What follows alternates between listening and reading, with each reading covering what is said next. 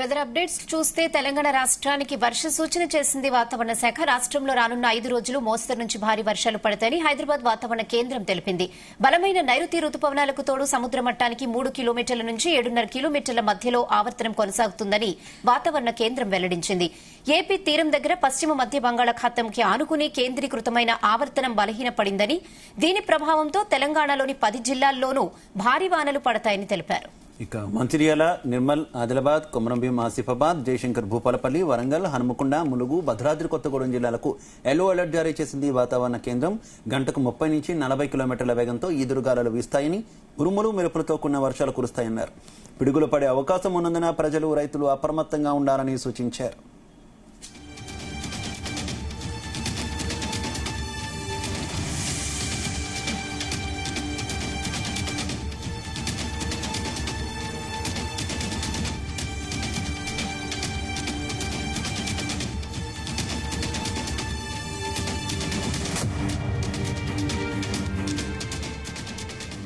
రైతులు, రైతు కూలీలు, పశువుల కాపరులు అలర్ట్ గా ఉండాలని తెలిపారు. బహిరంగ ప్రదేశాల్లో కరెంట్ పోల్స్ కింద, ఎత్తైన చెట్ల కింద ఉండకూడదని తెలిపారు.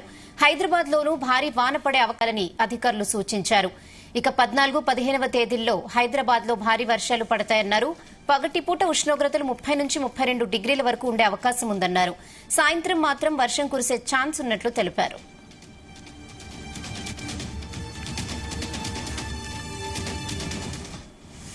రైట్, ఇక వెదర్ అప్డేట్ కి సంబంధించి మరింత సమాచారం మా కరెస్పాండెంట్ స్వామి అందిస్తారు. స్వామి.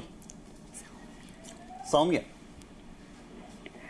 శివ, ఆదిలాబాద్ లో వాతావరణ శాఖ ప్రకారం ఆదిలాబాద్ జిల్లాలో 0 వర్షపాతం నమోదైంది గత 24 గంటల్లో. ఇంకా భద్రాచలంలో 13.4%, హకీంపేటలో 4.4%, హన్మకొండలో 0, హైదరాబాద్ లో 5.9, ఖమ్మంలో 9.6, మహబూబ్ నగర్ లో 6.8, మెదక్ లో 6, నల్గొండలో 0, ఇంకా నిజామాబాద్ లో 0%, ఇంకా రామగుండంలో 0 వర్షపాతం నమోదైంది. ఇక వాతావరణ శాఖ సమాచారం ప్రకారం ఇక రానున్న 4 రోజుల్లో తెలంగాణలో 1-2 చోట్ల భారీ వర్షపాతం నమోదయ్యే అవకాశం ఉందని, ఇంకా అక్కడక్కడ చెదురుమదురు జల్లులు కురిసే అవకాశాలు ఉన్నాయని వాతావరణ శాఖ వెల్లడించింది. ఇక ఈ వివరాలు రావాల్సి ఉంది.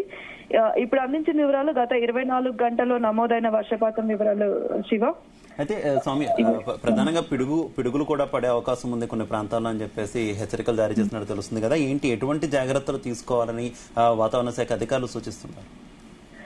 ముఖ్యంగా రైతులైతే వర్షపాతం నమోదయ్యే ప్రాంతాల్లో పొలాలకు వెళ్ళకపోవడమే మంచిది పిడుగులు పడే టైంలో.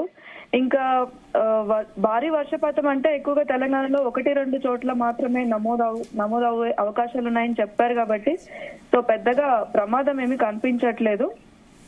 ఇంకా హైదరాబాద్ లో అయితే 5.9 మిల్లీమీటర్ల వర్షపాతం గత 24 గంటల్లో నమోదైంది కాబట్టి ఇక ముందు వివరాలు అయితే మనకు సమాచారం రావాల్సి ఉంది. Shiva. Okay Soumya, thanks for the updates.